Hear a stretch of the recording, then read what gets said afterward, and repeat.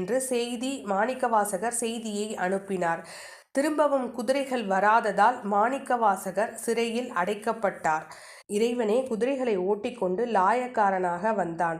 ஆனால் அன்று இரவு குதிரைகள் எல்லாம் நரிகளாக மாறின. மற்ற குதிரைகளை கடித்துவிட்டு காட்டுக்கு ஓடின. இதை கேட்ட அரசர் கோபமுற்று வைகை ஆற்றில் சுடு மணலில் மாணிக்கவாசகரை நிறுத்தினார். அப்பொழுது மாணிக்கவாசகர் இறைவனை நினைத்து வேண்டினார். இதை கண்ட இறைவன் வைகை நதியில் வெள்ளம் பெருக்கெடுத்து ஓடச் செய்தார்.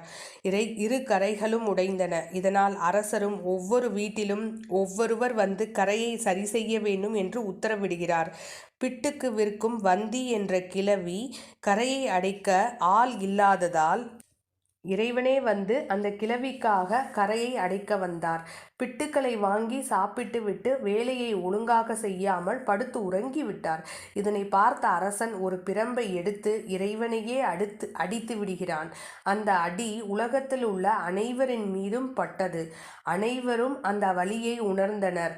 மாயமாய் விழுந்த அடி தெரியாமல் எல்லோரும் திகைத்தனர். உடனே இறைவன் மறைந்து விடுகிறார். கரை அடைக்கப்படுகிறது. உடனே ஒரு அசரீதி கேட்டது. மாணிக்கவாசகர் எனக்காகத்தான் கோயில் கட்டினார். குதிரைகளை கொண்டு வந்தது நானே, கரையை அடைத்தது நானே. எந்த தவறும் செய்யாத மாணிக்கவாசகரை நீ விடுவிப்பாயாக என்று கூற அரசர் தம் தவறை உணர்ந்தார். பின்னர் திருப்பெருந்துறை, உத்தரகோசமங்கை, திருவாரூர், சீர்காழி, திருவண்ணாமலை போன்ற சிவத்தலங்களில் சென்று கடைசியில் மாணிக்கவாசகர் தில்லையை வந்து அடைந்தார்.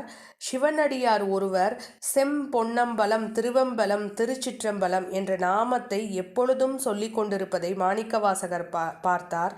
ஒருமுறை அரசன் வியந்து இதன் பொருள் யாது என்று அந்த அடியவரிடம் கேட்டான்.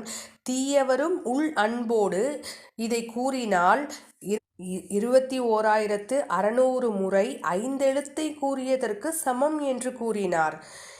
அதே அரசவையில் இருந்த புத்த மதத்தைச் சேர்ந்த புத்தகுரு என்னுடைய மதம்தான் பெரியது என்று கூறினார். இதை கேட்டு மாணிக்கவாசகருக்கும் அவருக்கும் ஒரு போட்டி நடந்தது. அப்பொழுது புத்த மதத்தைச் சேர்ந்த புத்தகுருவின் ஊமை மகளிடம் மாணிக்கவாசகர் கேட்ட வினாவிடைதான் திருச்சாளல் என்ற திருப்பதிகமாக அமைந்தது.